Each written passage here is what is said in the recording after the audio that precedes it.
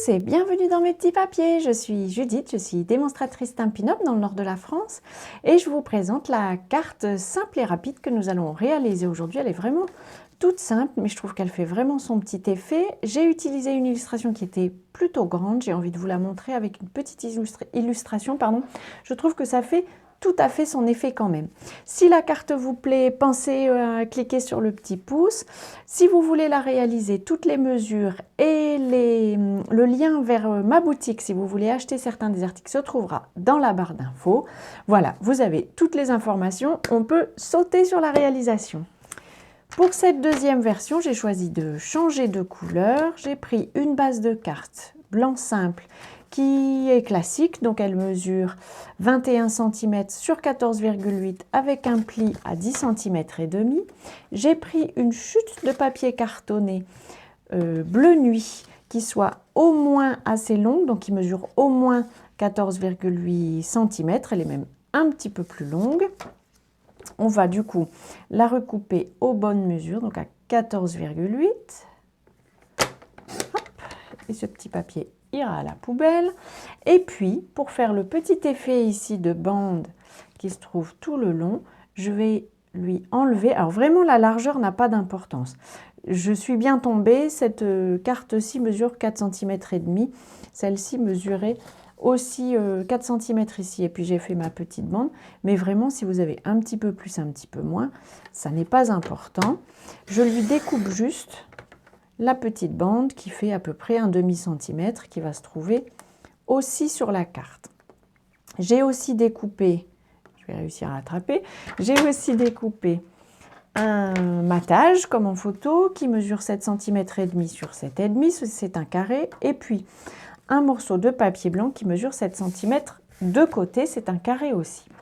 Pour l'illustration, j'ai choisi cette jolie fleur qui vient du set de tampons Charmant Ami.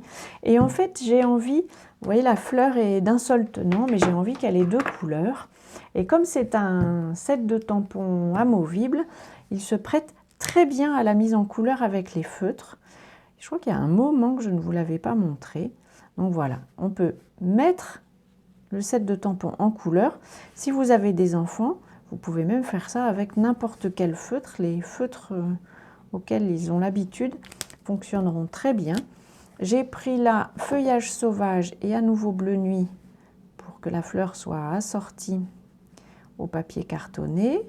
Donc je colorie tous mes éléments. Alors c'est super parce que du coup ça vous permet de tamponner d'un coup un élément en plusieurs couleurs.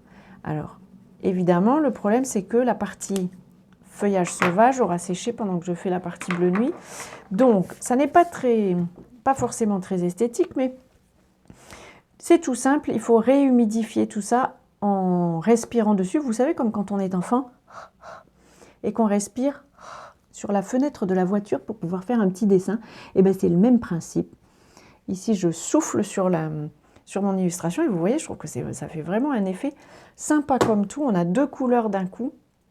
Et en plus, ça vous permet d'avoir les feutres s'achètent par lot de 10 et vous pouvez avoir, alors je crois que c'est 15 € pour les lots de 5 environ, hein, en Incolors. Et puis les autres, ça doit être une trentaine d'euros pour en avoir 10 couleurs. Alors pour 30 €, vous avez 10 couleurs et vous pouvez tamponner. Ça fonctionne aussi sur les tampons transparents, un peu moins bien je trouve. Là, c'est vraiment très facile. Et du coup, je fais la même chose.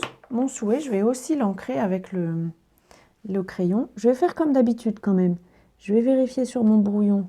Oui, ça va. Que j'arrive à tamponner bien droit. Et puis, si vous avez le moindre doute sur l'humidité de votre encre, vous utilisez la même technique et vous soufflez dessus. Et voilà, je trouve que même avec tout cet espace blanc, ça rend la carte très jolie, un peu classe, je trouve. On va pouvoir coller nos éléments.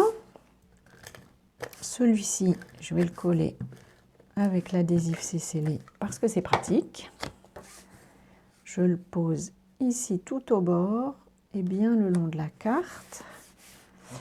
Et lui, par contre, je vais mettre un petit filet de colle. Alors, si vous avez de la colle très avec une application très fine, vous pouvez le faire, mais en appuyant, en dosant la façon dont on appuie, on arrive aussi à mettre la tombeau en filet très fin. Et puis, hop, je le pose comme ceci. Alors, je ne suis pas forcément... Je suis un peu maniaque, mais pas trop, il faut croire. Parce que là, ça me va bien. Bon, ceci dit, je suis en train de me dire, si vous utilisez votre...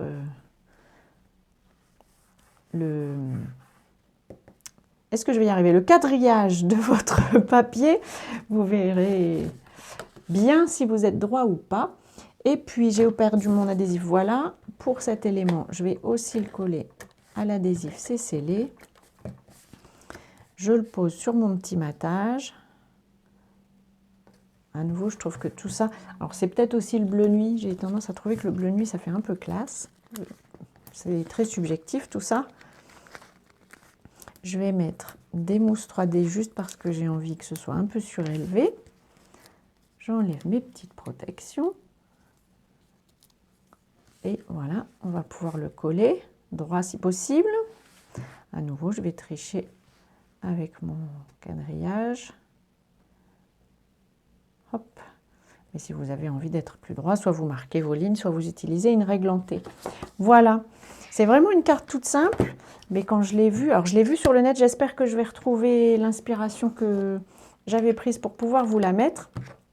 Mais en tout cas, voilà les articles qu'on a utilisés. Pensez au feutre, ça vous permet aussi d'écrire votre message de la même couleur. Ça fait classe quand même. Voilà, j'espère que ce projet vous aura inspiré. Pensez à mettre un petit pouce si c'est le cas. Je vous souhaite avant notre prochaine rencontre de passer de belles journées créatives. Et bien entendu, je vous embrasse.